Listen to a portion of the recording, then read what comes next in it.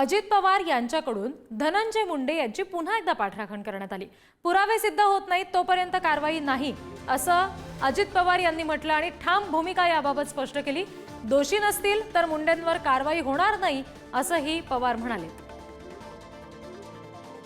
धनंजय मुंडे यांचा राजीनामा सातत्याने मागितला जाणं, याच्यामध्ये भाजपचे सुद्धा आमदार सुरेश धस असणं किंवा शिंदेच्या शिवसेनेच्या नेत्यांनी सुद्धा याबाबत नाराजी व्यक्त करणं, अजित पवारांनी ठोस भूमिका घ्यावी अशी मागणी करणं, महायुतीतल्या दोन्ही घटक पक्षांकडून सुद्धा हा दबाव वाढत असताना अजित पवार मात्र पुन्हा एकदा धनंजय मुंडे यांची पाठराखण करताना पाहायला मिळाले।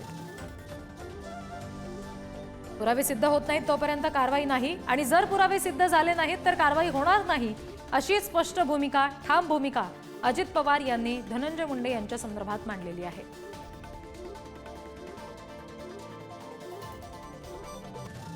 अजित पवार यांनी पुन्हा एकदा धनंजय मुंडे यांची पाठराखण केली आहे, ठाम भूमिका त्यांच्या बाबतीत घेतलेली आहे। दोषी नसतील जर मुंडे तर मुंडेंवर कारवाई होणार नाही असं पवार यांनी म्हटलंय। जोपर्यंत पुरावे सिद्ध होत नाहीत तोपर्यंत कारवाई होणार नाही असं त्यांनी म्हटलेलं आहे, कारण धनंजय मुंडे यांच्या राजीनाम्याची मागणी सातत्याने केली जाते। आणि या सगळ्या पार्श्वभूमीवर अजित पवार यांच्या भूमिकेकडे सगळ्यांचं लक्ष आहे। आणखी तपशील आपण घेणार आहोत। सामाजिक कार्यकर्त्या अंजली दमानी आपल्याशी जोडले गेलेले आहेत। अंजली ताई, आता भाजपचे आमदार सुरेश धस सुद्धा सुरुवातीपासून म्हणतातच आहेत, राजीनाम्याची मागणी करतायत, तुम्ही सुद्धा त्या संदर्भात सातत्याने पुरावे देताय, तुमचं म्हणणं ठामपणे मांडताय।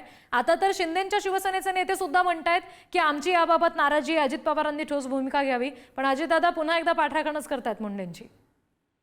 नाही, याच्यावरनं आपल्याला स्पष्ट दिसतंय की आपण चुकीच्या लोकांकडनं अपेक्षा करतोय न्यायाची। कारण कालच्या ज्या बैठकीत जे लोक होते, अजित पवार असो, सुनील तटकरे असो, यांच्यावर इतका मोठा सिंचन घोटाळ्याचा आरोप झाला होता, त्याचे पुरावे झाले, त्याच्यावर चार्जशीट झाले, सगळं झाले, पण पुढे जाऊन त्यांचे तपास बंद केले गेले। प्रफुल्ल पटेल काल त्या बैठकीत होते, ज्यांच्यावर एव्हिएशन घोटाळा केवढा मोठा 800 कोटीच्या वरचा घोटाळा होता, तो देखील बंद करण्यात आला। याच्यावरनं काय सिद्ध होतं की बाबा, आम्ही जोपर्यंत भाजप बरोबर आहोत, आमचं तुम्ही काहीही उखाडू शकत नाही। तुम्हाला जे करायचं तुम्ही करा, तुम्ही लढा, तुम्ही कुठलीही भूमिका घ्या, तुम्ही आंदोलन करा, मला काही फरक पडत नाही।